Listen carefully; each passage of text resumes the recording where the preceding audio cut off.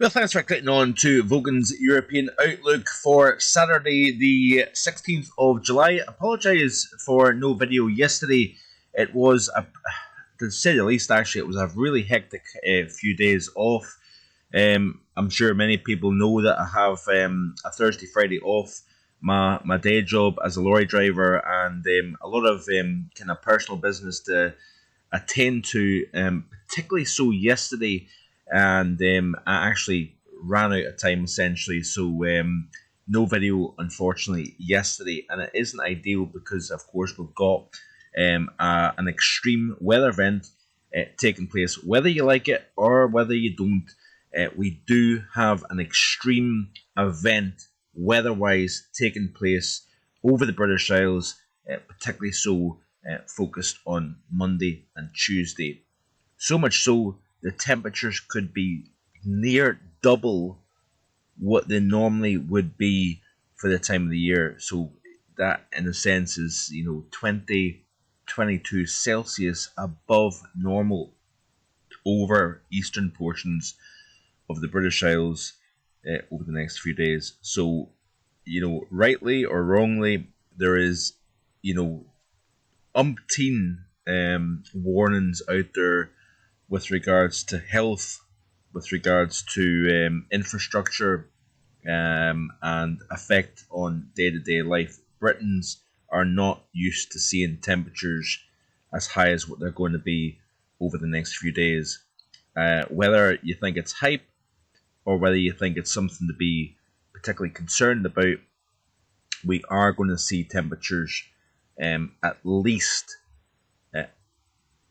attack the 38.7 Celsius record for the British Isles, and we do have an increasing chance of seeing that infamous 40 Celsius, 104 Fahrenheit, I believe 40 Celsius is, and that is doable given the overall setup. It is just remarkable to see the persistency in the models for a solid week at least, where the temperatures had been suggesting 40 to 43 Celsius over the British Isles, and just incredible to see that actually appears to be on the table. The models have been actually, all said and done here, folks. Even if it hits the 40 Celsius mark, you have to say that the models have been remarkable in the sense that they've seen this event taking place over a week ago. So, given the fact that modelling can often be criticised, including myself criticising the models about how much they chop and change, actually, it has been amazing to see the fact that the models have been continuing to show and consistently showing this particular solution taking place. And it looks as if either Monday afternoon or Tuesday afternoon we'll see the hottest temperature ever recorded in the British Isles here. So these are the 850 temperatures according to the GFS for 1800 UTC time. A complex setup, I must admit, because we've got, of course, the movement of low pressure coming up from the south. Of course, that not only delivers the heat but also takes away the heat at the same time. So we're going to see this, and this is purely the 850 chart, by the way, representative of the air masses that we're dealing with. So plenty of fresh air over the Atlantic here. But what we've got is the area of high pressure now starting to push east of the British Isles. We are now going to start to see the temperatures coming up. So 26 to 28 Celsius this afternoon over the southeastern half of the British Isles. Through the course of tonight, we're going to start to see the initial transport of air from Spain, Portugal, lifting across the channel up into the UK. So we're going to jack the temperatures up during the course of tomorrow. We're going to see 30s starting to appear on the charts once again, and then that is the beginning of the big surge of heat that will bring historic levels of heat to the British Isles. So you notice here this area of cool, that's your area of low pressure, but what it's doing is it's almost acting like an arm picking up this super hot air over eastern portions of Iberia, over the western Mediterranean and into France. And essentially, this area of low pressure is kind of almost pulling this ridiculously hot air across the channel and up the eastern side of the British Isles. And somewhere within this zone here, really, I would say from about South Yorkshire through Lincolnshire, down into Cambridgeshire, the western portion of both Norfolk and Suffolk, that is the zone that we could see 40 Celsius appearing in the charts. Out with that, 38 Celsius is possible all the way up into the north of England, all the way west to Shropshire, in the eastern portions of Wales, for example. This entire huge population zone of England could see 37, 38 Celsius. And that is where the Met Office and other agencies are really concerned, because you think the vast majority of the British population, really from London all the way up through Birmingham, Manchester, Liverpool, Leeds, Sheffield, huge population zone within the UK underneath that blanket of exceptionally hot, humid air.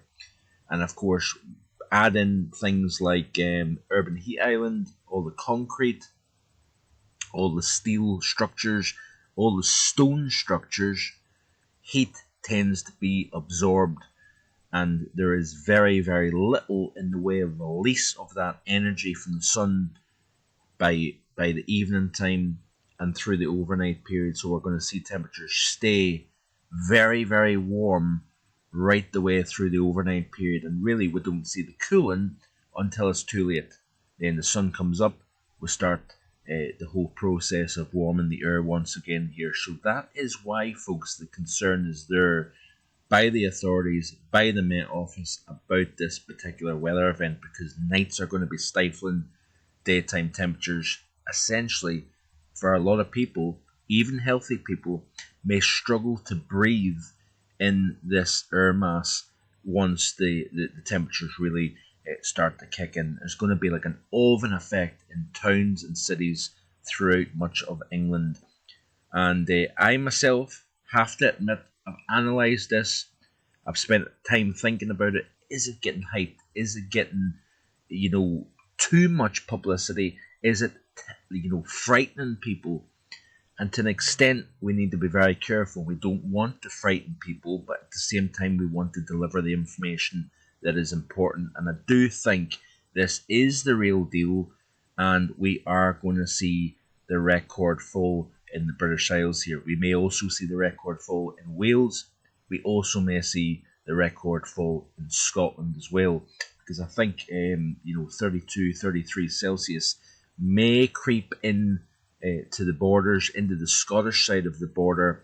And of course the the Scottish record, is 32.9 Celsius that was recorded at Grey Crook in the Scottish borders back in August 2003. That record may fall, and forgive me, I can't off the top of my head remember the Welsh record, but that also is under threat as well here.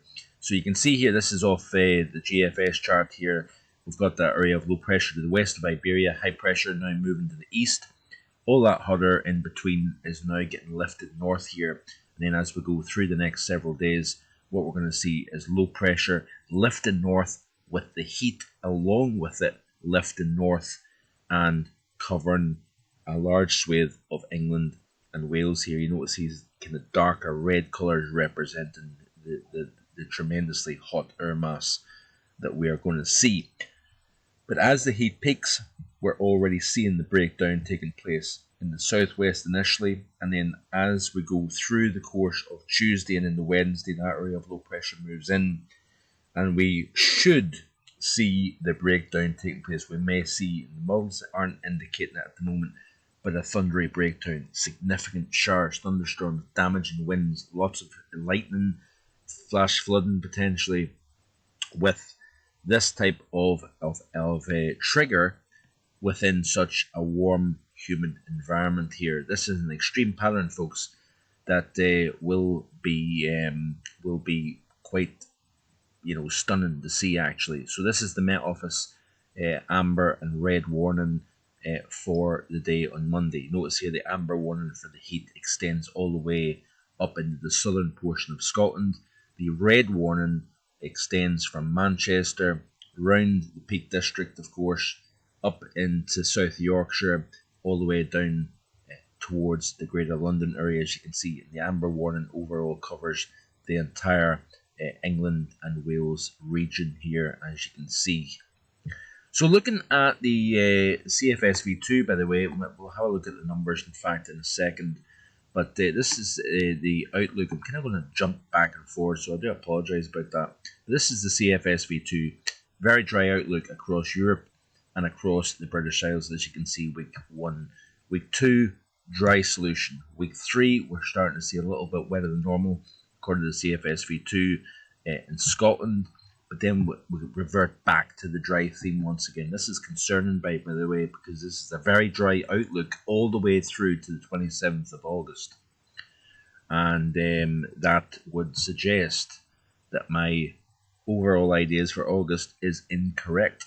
And it will be interesting to see. So the model is currently updating, so we're not going to see much of anything else, unfortunately. But let's look at the numbers here. Let's see what the very latest GFS is indicating in terms of the temperatures here. So we'll have a look at England and Wales, Northwest Scotland, Northern Ireland. Northern Ireland might see a 30, by the way, but the true heat wave is really focused from southeast Scotland, south of the border generally. So let's have a look at the temperatures here. So the maximum temperatures and the overnight minimum temperatures, by the way, could exceed records as well. I think the UK record, 23.9 Celsius, I believe, recorded in Brighton, may be under threat as well here. So during the course of this afternoon, temperatures warm but bearable and within within the kind of realm of normal, so to speak. Then this is where things start to get interesting. High moves to the east, the low starts to move northwards towards the British Isles. So we're starting to see the initial temperatures coming up. Widespread 30s, as you can see here, according to the GFS model here. And then, of course, overnight temperatures struggling to drop. Sunday night and the Monday isn't going to be, I don't think, exceptional. I think it's the period, Monday night and into Tuesday, when you're going to see the temperatures knock on the door of 40. If they don't exceed that, there's going to be widespread upper 30s, mid 30s, and overnight between the Monday and the Tuesday, the peak of the heat, there's going to be very little in the way of relief during the overnight period here. So this is during the course of Monday afternoon, and the modelling is indicating 39 and 40 Celsius to the north of London here, up towards the Cambridge area. You can see here that the modelling indicates a 40 Celsius widespread, 38 and 39 degrees, if you notice, from London right the way up to the Wash, extending up into Lincolnshire, South Yorkshire, and even the mid 30s, if you notice here, all the way towards areas east or west of Durham here, as you can see. So we've got a 31 just to the west of Newcastle here. We've got the upper 30s just down south of Liverpool, as you can see here. Just crazy. It's incredible to see this and these numbers here as we go forward here. So this is 2100 hours from 9 o'clock in the evening. We're still talking about upper 30s. Crazy. Midnight. I think this has got to be overdone, surely. 36, 37 Celsius at midnight. I certainly hope this isn't the case, by the way. And then, of course, 3 o'clock in the morning, we've still got 25s, 26s. Many urban areas are going to hold on to the heat, of course. And then, if you notice, by 6 o'clock, temperatures are already starting to rise once again. The sun's up, and the heating process begins very, very quickly indeed. And it looks as if I think Tuesday is going to be the hottest